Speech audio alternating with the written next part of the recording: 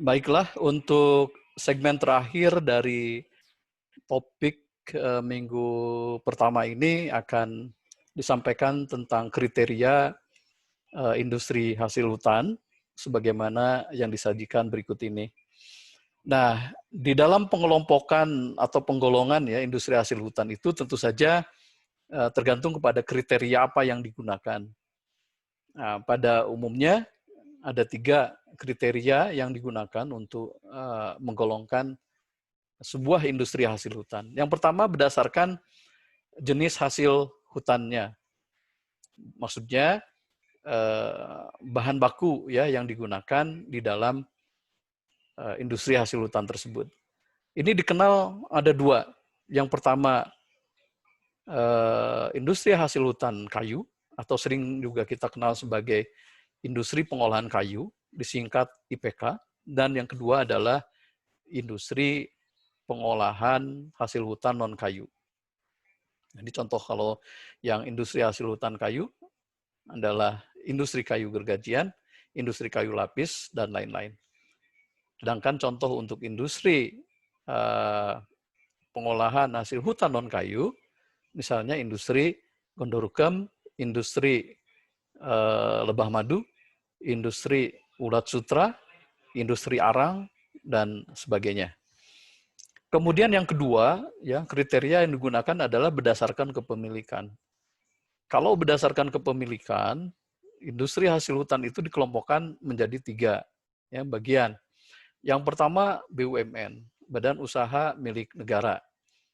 Contohnya perusahaan yang bernaung di bawah Perum Perhutani misalnya. Ya, yang tadi saya sudah sebutkan contoh salah satunya adalah industri pengolahan gondorukem. Sedangkan yang kedua adalah badan usaha milik daerah, di mana saham kepemilikannya itu ya dikuasai oleh pemerintah daerah.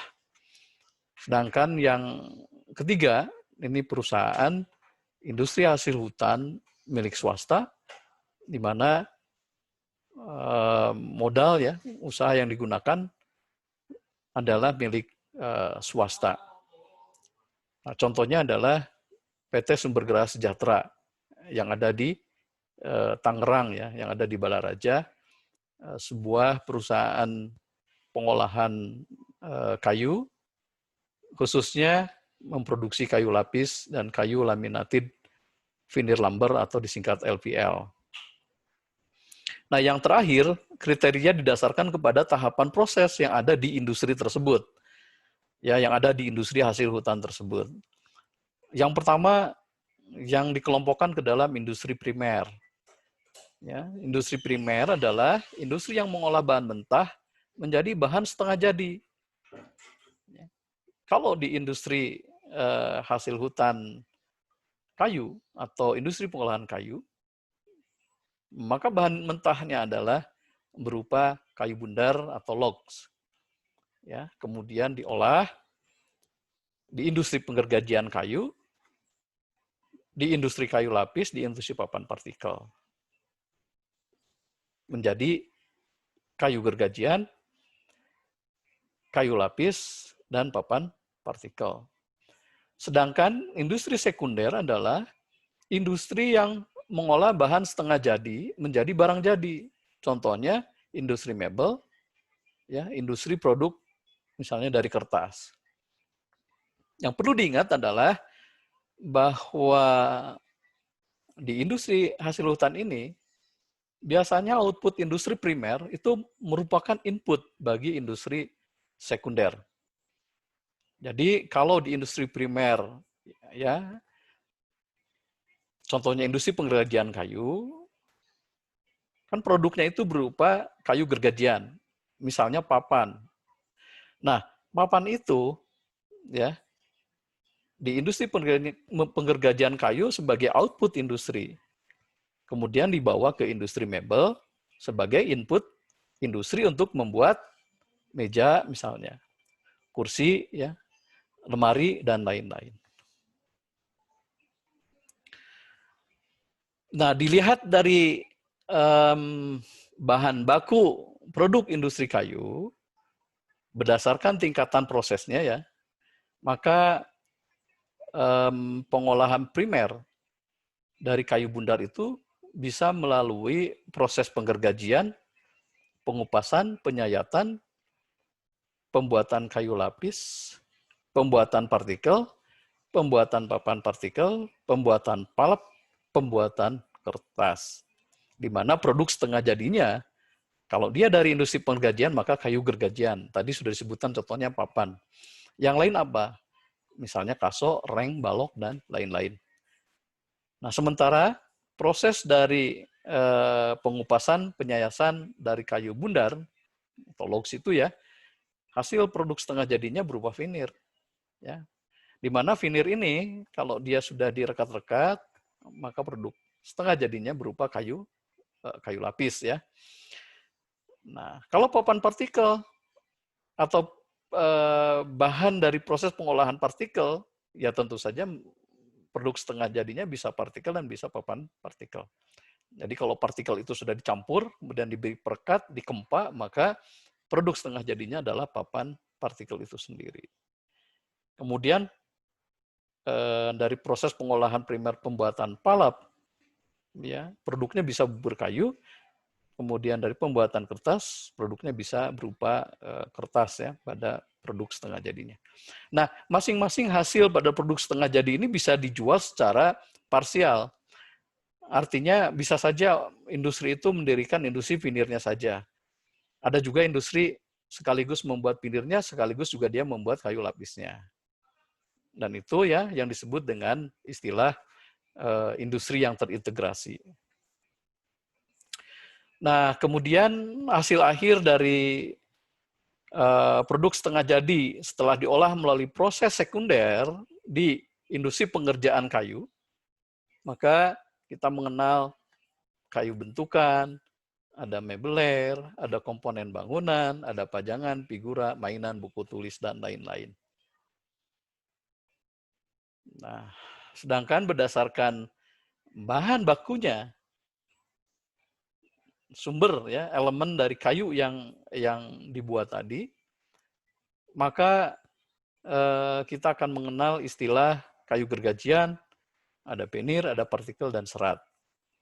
Di mana di segmen kedua sudah dijelaskan bahwa elemen dari kayu ya sebagai bahan baku itu kan dikelompokkan berdasarkan sizing atau ukuran dimensinya, mulai dari panjang, lebar, dan tebal. Ada yang termasuk ke dalam kelompok kayu gergajian, lumber. Maka pada saat lumber-lumber itu diberi perekat, kemudian dikempa, hasilnya berupa laminasi. Ya, yang kita kenal ya sebagai glulam. Kemudian kalau dia berupa vinir, produk kompositnya bisa kayu lapis, bisa papan blok, dan kayu gergajian. Nah, kemudian kalau elemen itu berupa partikel, ukuran yang lebih kecil ya dari kayu gergajian dan vinir, maka produk komposit akhirnya adalah berupa papan partikel dengan komponen utama di dalamnya bisa waterboard, blackboard, stoneboard, splinterboard, dan particle board sendiri. Yang terakhir elemen serat ya, ini the whole fibers, jadi semua komponen serat. Itu kalau misalnya diolah, kemudian produk kompositnya dikenal sebagai papan serat atau fiberboard, dan ada juga yang dibuat menjadi papan kertas ya atau kertas paper.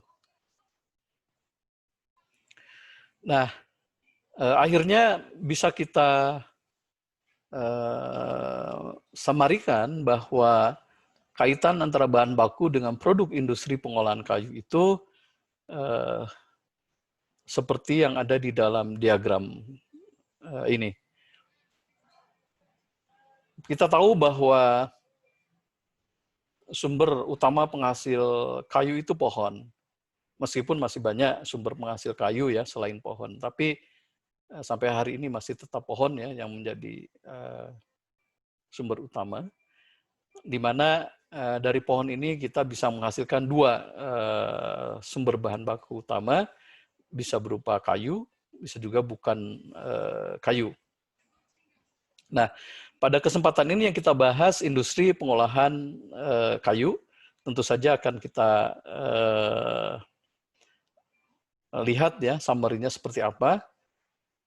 Kalau berdasarkan diagram ini tentu saja kayu bundar ya, dalam hal ini log yang dihasilkan dari pohon, sebelum menjadi elemen kayu yang bisa diolah, itu dirubah melalui pola konversi mekanis dengan beberapa alat, gergaji, kemudian mesin kupas, dan mesin sayat. Pada proses pengergajian, hasil yang diperoleh bisa berupa papan, balok, kaso, dan reng, di mana papan, balok, kaso, reng ini merupakan produk ya dari proses industri pengergajian, dan dia akan diproses lebih lanjut di industri woodworking menjadi kusen misalnya, kuda-kuda, dan lain-lain. Nah, sementara hasil proses pengupasan, maka lembaran tipis yang diperoleh, yang kita kenal sebagai veneer, ya, itu menjadi bahan baku untuk pembuatan plywood, LPL, dan decking. Nah, di mana plywood LVL ini di Indonesia ya, bisa kita lihat contohnya di industri kayu lapis dan LVL yang ada di Tangerang, ya, PT SGS yang sebelumnya sudah saya sebutkan ya sebelumnya. Kemudian untuk kayu bundar yang mengalami proses penyayatan, maka output yang dihasilkan berupa veneer indah, lapisan tipis kayu indah yang biasanya itu digunakan sebagai veneer lapisan atas pada plywood indah. Ini biasanya tidak diproduksi massal. Veneer face pada plywood indah ini biasanya didasarkan kepada pesanan ya, jadi customs sifatnya. Nah, pada semua tahapan proses konversi kayu bundar atau log, baik menggunakan mesin gergaji, mesin kupas, atau mesin sayat, itu selalu menyisakan apa yang disebut dengan limbah. Tetapi bagi kita, seorang